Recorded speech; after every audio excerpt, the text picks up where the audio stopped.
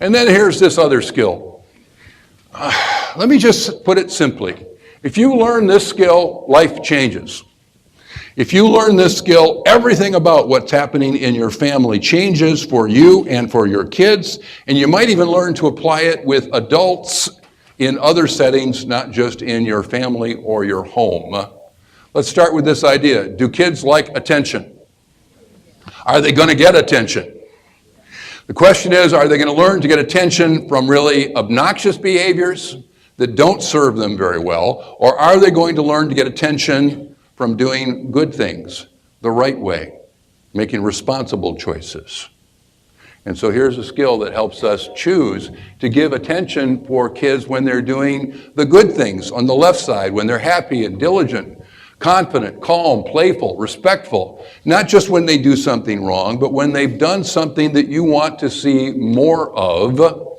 The ratio in a positive group of people, whether it's in a workplace, whether it's in a family, whether it's in a classroom, high-performing teams of people have at least a 6-to-1 ratio of positive communication and positive noticing compared to negative communication, negative messages, and negative noticing.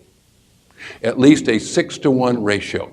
There's some wonderful research. In case anybody wants to look it up, you can come see me and I'll give you the references. But whenever I think of this particular point, I think of a kindergarten teacher.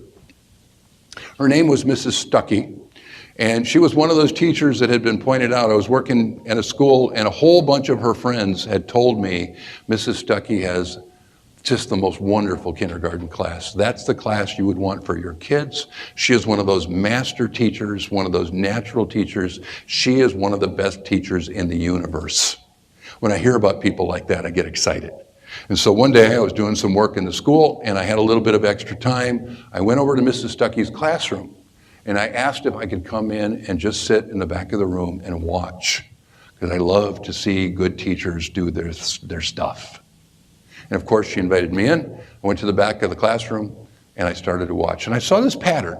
She was kind of working the room. Imagine these 5-year-old kids working in small groups or in little centers. And she would work the room and she would smile and she would encourage kids.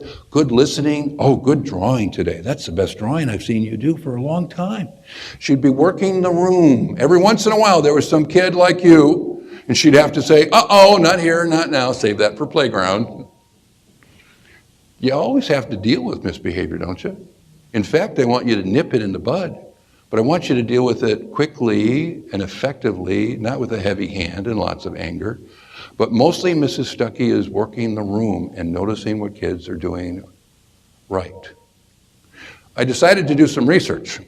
It wasn't very fancy research. I took a blank piece of paper, I drew a line down the middle. On one side, I wrote the word encouragements. On the other side, I wrote the word discouragements. And then I watched every time she smiled, patted a kid on the shoulder, pointed out something that they had done right. I put a little check under the word encouragements. Every time that she noticed some little misbehavior, I put a little check under the word discouragements. After 45 minutes, I added them up. What do you think I found?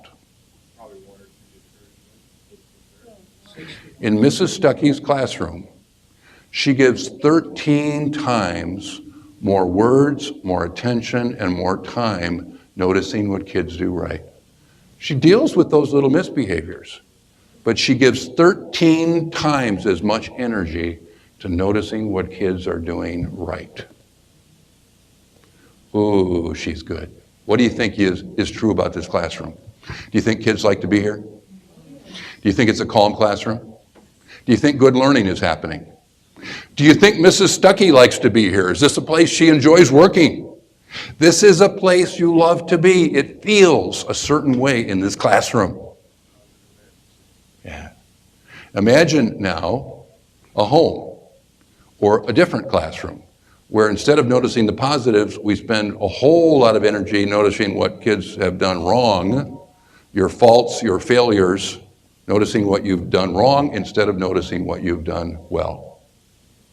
Is there a completely different feel in those classrooms or in those homes?